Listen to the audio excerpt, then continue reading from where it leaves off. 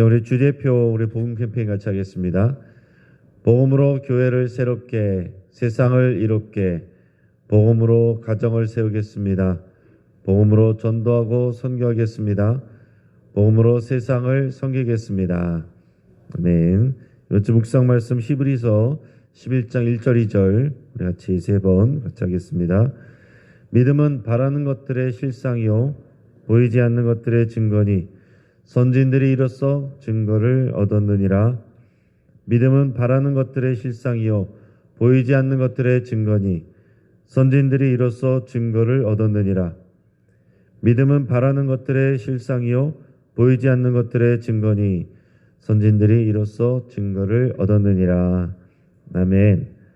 우리 하나님께서 오늘 우리에게 주시는 말씀은 다니엘서 7장 1절에서 14절까지의 말씀입니다. 자, 오늘 본문을 통해서 다니엘의 환상이란 제목으로 말씀의 은혜를 같이 나누겠습니다. 사람은 잠을 잘 때 보통 꿈을 꿉니다. 그래서 우리가 꾸는 꿈은 우리가 현실에서 겪는 어떤 경험들이 무의식 속에서 또 있다가 우리 꿈으로 이렇게 어떤 이미지로 나타나는 그런 일들이 많이 있습니다. 그런데 어떤 꿈은 이 미래의 일과 관련된 또 그렇게 해석되어지는 그런 꿈들도 있습니다. 과학적으로 증명되지 않았어도 우리나라 여성들은 임신을 하게 되면 보통 태몽을 본인이 꾸든지 가족이 꾸든지 하는 일을 다 경험을 하게 됩니다. 그게 참 신기한 일이죠. 그리고 어느 정도 또 이렇게 맞아떨어지는 그런 경험을 우리가 해요. 근데 그것이 아니라 더 나아가서 어떤 꿈은 하나님이 주시는 특별한 계시가 있는 꿈도 있을 수 있습니다. 자, 다니엘서에서 보면 바벨론 왕 느부갓네살이 꿈을 통해서 환상을 보았고 이를 다니엘이 해석을 해줬습니다. 자, 그런데 다니엘도 하나님이 주시는 특별한 꿈을 꿉니다.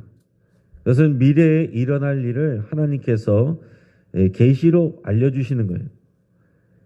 그래서 이런 꿈을 환상이라고 이제 표현을 합니다. 자, 특이한 점은 바벨론 왕 느부갓네살의 꿈에 대해서는 다니엘이 해석해 줬는데 하나님께서 지혜를 주셔서 그것을 바로 해석할 수 있게 해주셨는데 다니엘이 꾼 꿈에 대해서는 본인이 또 이것을 해석을 하지 못합니다. 그리고 환상 속에서 거기 보여지는 한 천상의 존재가 그 꿈에 대해서 해석을 해줍니다. 자, 무슨 얘기입니까? 결국 그 능력은 꿈과 환상에 대해서 하나님이 주시는 것이고 하나님이 그 주권을 갖고 계신다. 그리고 이 모든 것은 하나님이 결정하신다라는 것을 우리에게 알려줍니다. 자, 오늘 이제 본문을 통해서 보면 그 본문의 배경이 이제 다시 바벨론 시대에 이 벨사살 왕 원년으로 돌아갑니다.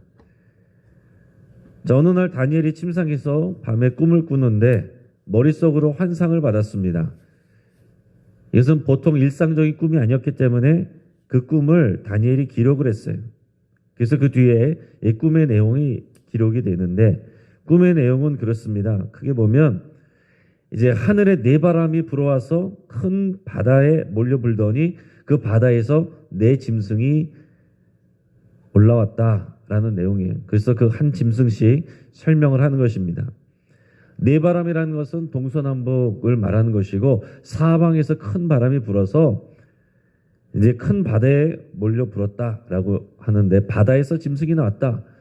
그 바다는 성경에서 하나님을 대적하는 혼돈의 세력을 말합니다. 그래서 바다에서 짐승이 나온다는 것은 하나님의 편이 아닌 거죠.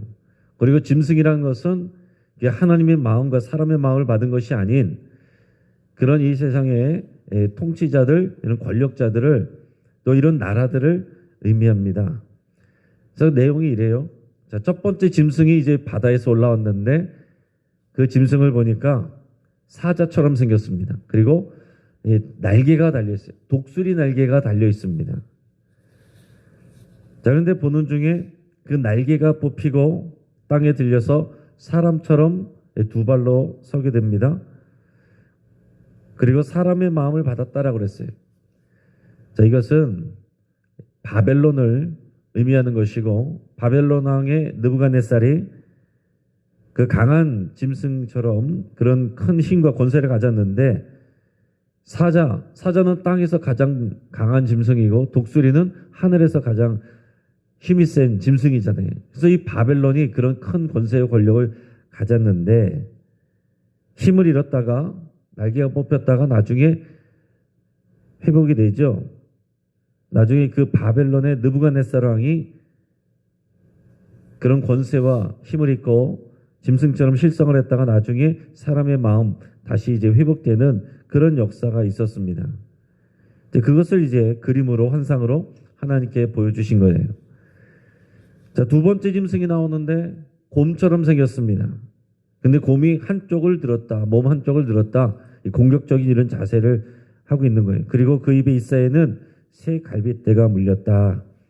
이것은 메대 나라를 의미합니다. 이제 바벨론이 망하고 메대와 바사가 연합군이 차지했는데 그 메대 나라를 상징한다. 이렇게 얘기할 수 있습니다. 셋째 짐승은 표범과 같이 생겼습니다. 그리고 등에는 새의 날개가 달렸다라고 그랬습니다. 자, 그러니까 첫 번째 짐승 바벨론에 비하면 좀 더 약하죠. 사자에 비하면 표범이고 독수리 날개에 비하면 새의 날개다. 자, 여기는 이제 페르시아를 의미합니다.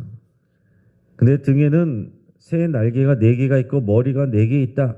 그리고 권세를 받았다라고 그랬습니다.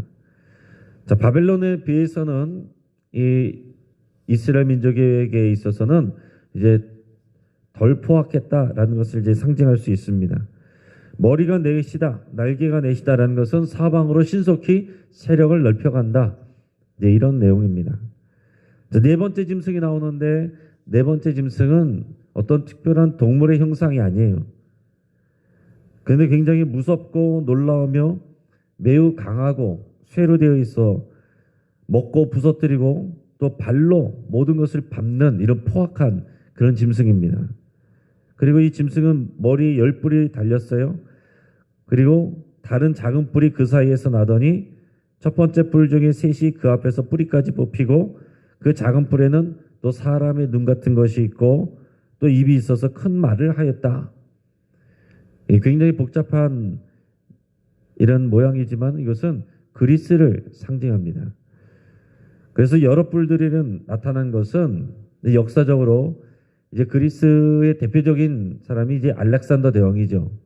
이 알렉산더 대왕이 모든 나라를 다 잡아먹었는데 나중에 젊은 나이에 갑자기 죽습니다. 그리고 나서 알렉산더 대왕의 죽음 이후에 나라가 많이 갈라집니다.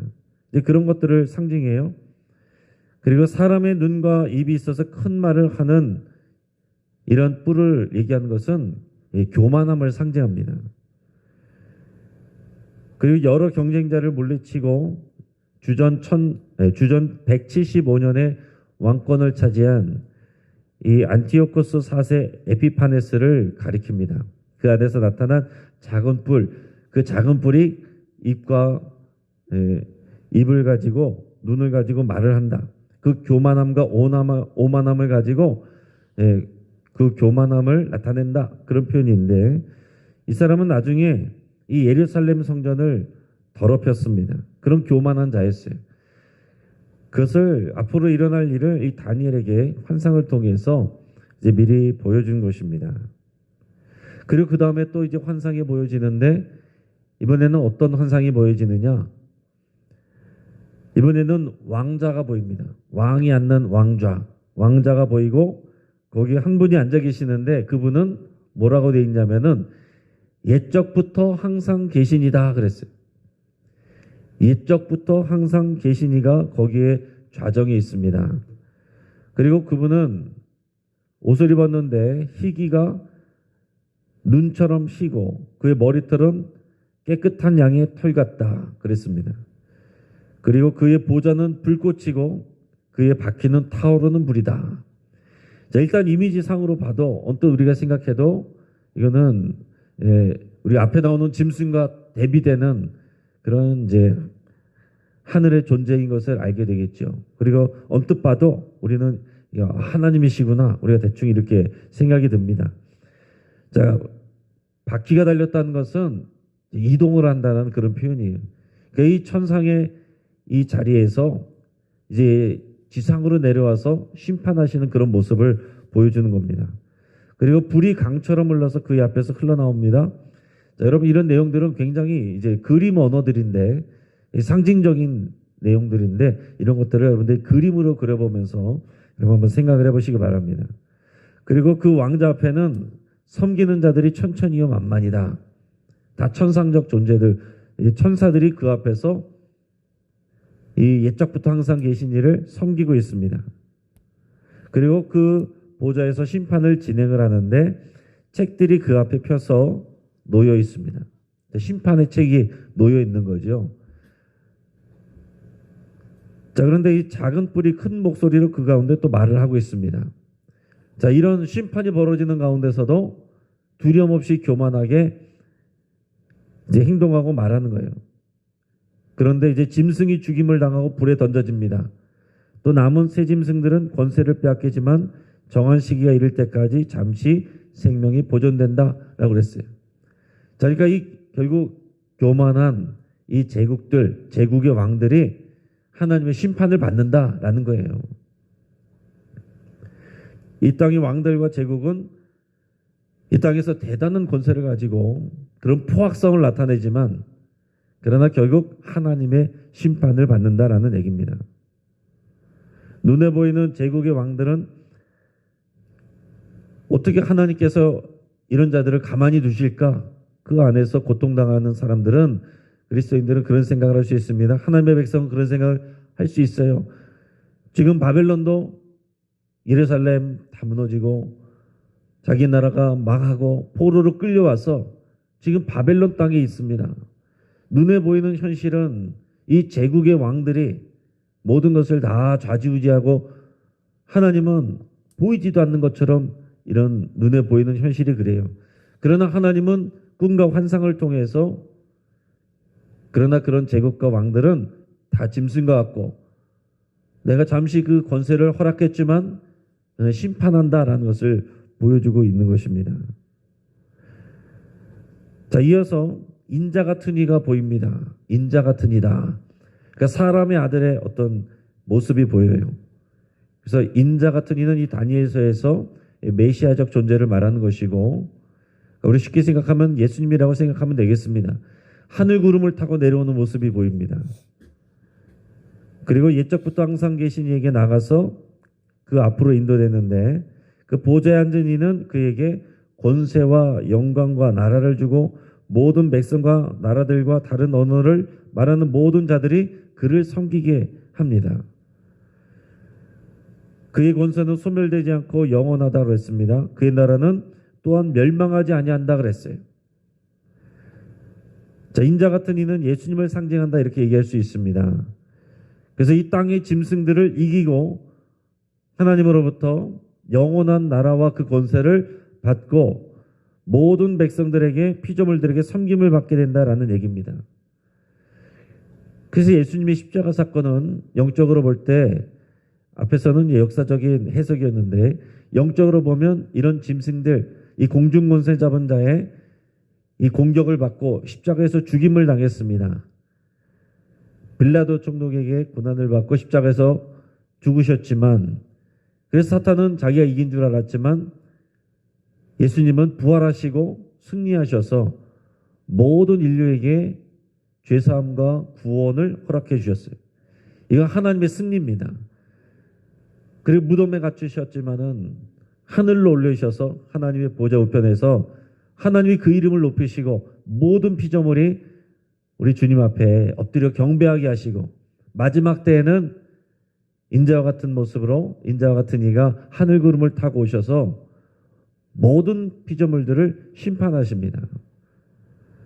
이게 하나님께서 미리 보여주시는 일이고 그래서 하나님이 보여주시는 이런 환상과 계시는 역사적으로도 해석이 되고 또 앞으로 올 마지막 때의 모습을 보여주기도 합니다.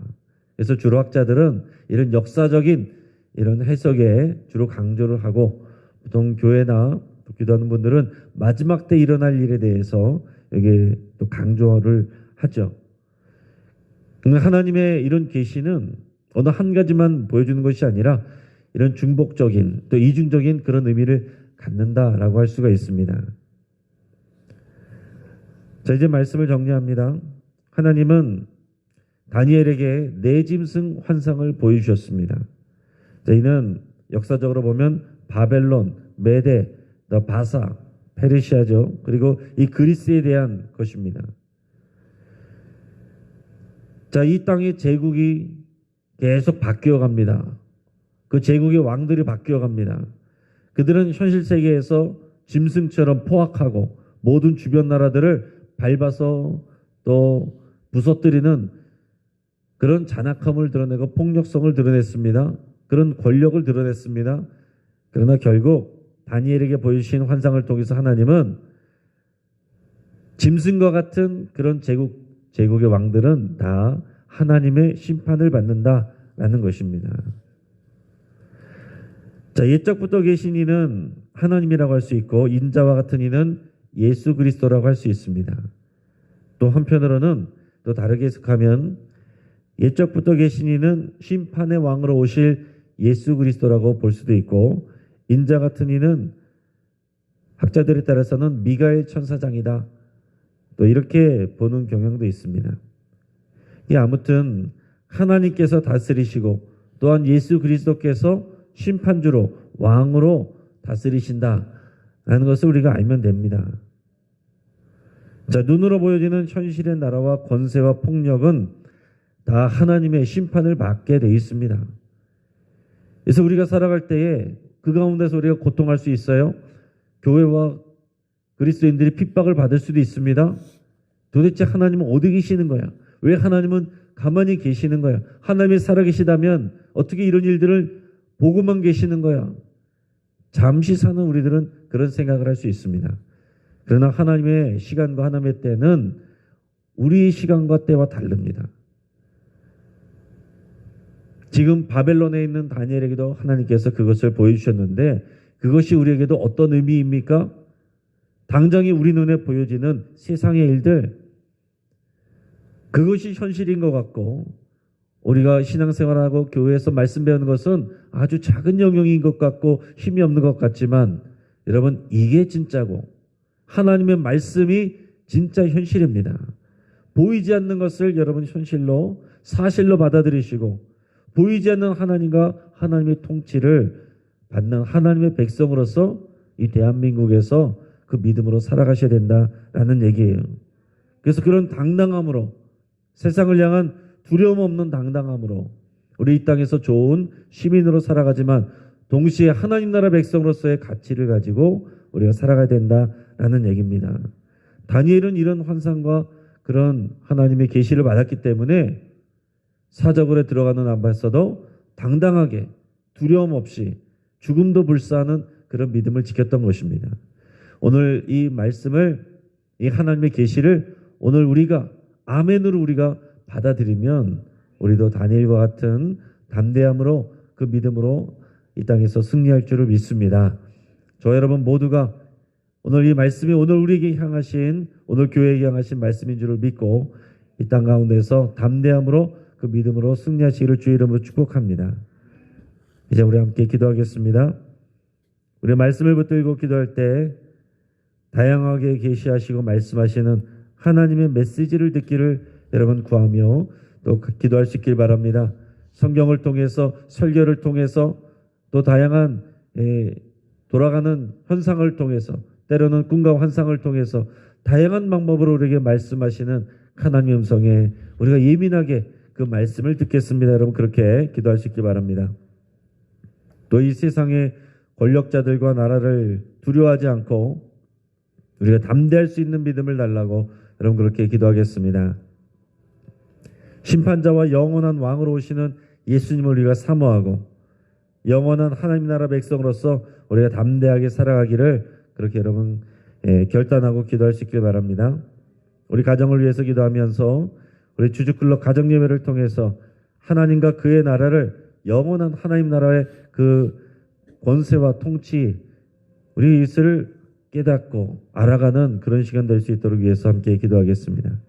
우리 환우들을 위해서 함께 기도하겠습니다. 우리 안규복 권사님 발가락 골절로 병원에 계십니다. 홍명표 집사님 또 얼마 전에 넘으셔서 엉덩이뼈 골절로 병원에 계십니다.